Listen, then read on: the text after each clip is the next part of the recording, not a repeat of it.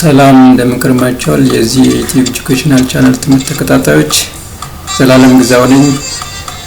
በመጀመሪያው ቪዲዮ የመንግስት ሰራተኞች የስነ ምግባር ኮድን የመጀመሪያ ክፍል አቅርብላችኋለሁ። ቀጣዩን እንደሚከተለው አቅርብላችኋለሁ። በጽሞና ተከታተሉ።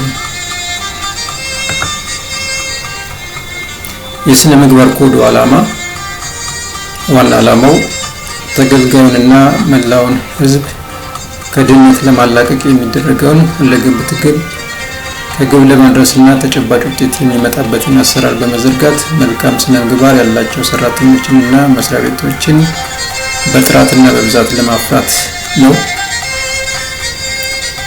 ዝርዝር ዓላማው ተገልጋዩ ህብረተሰብ በመንግስት ባለስልጣናትና ሰራተኞች በሚሰጡ የመንግስት አገልግሎቶች ላይ እምነት እንዲኖረው ለማድረግ፣ ሌላው የመንግስት ሰራተኞች የመንግስትን ፖሊሲዎችን፣ ተልዕኮዎችና ተግባራትን በውጤታማነትና በጥራት መፈጸም እንዲችሉ፣ ሌላው አፈጻጸሙ ግልጽና ተጠያቂነት የሰፈነበት እንዲሆን ለማስቻል ነው።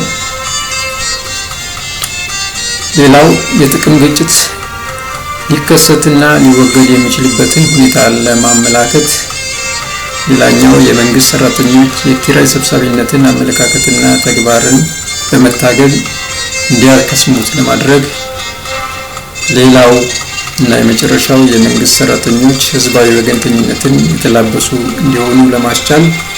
እነዚህ እንግዲህ ዝርዝር ዓላማዎቹ ናቸው ማለት ነው።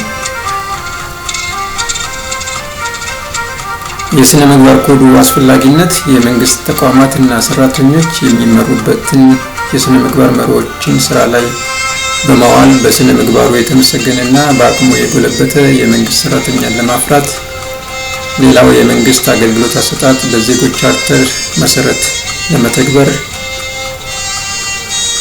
እንደዚሁም ህዝብና ዜጋው ከመንግስት ሰራተኛ የሚጠብቁትን ከፍተኛ አገልጋይነት ባህሪና ተግባር ለማመላከት፣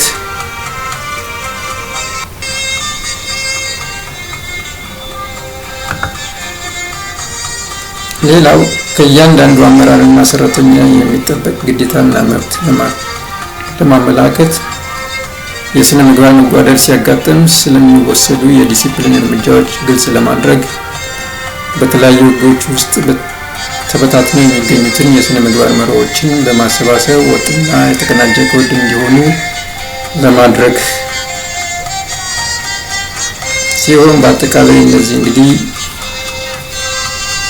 የመንግስት የስነ ምግባር የሰራተኞች የስነ ምግባር ኮድ ላይ ያለ ወይም አስፈላጊነቱን ነው የሚያመላክተው።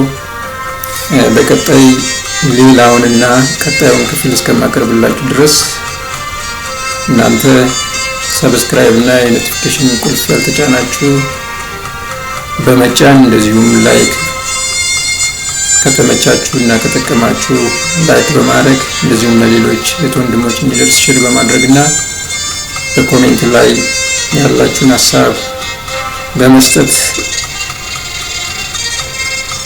እንድትተባበሩኝ የጠየቅኩኝ። በቀጣዩ ፕሮግራም እስከምንገናኝ ሰላም ቆዩኝ። ቻው።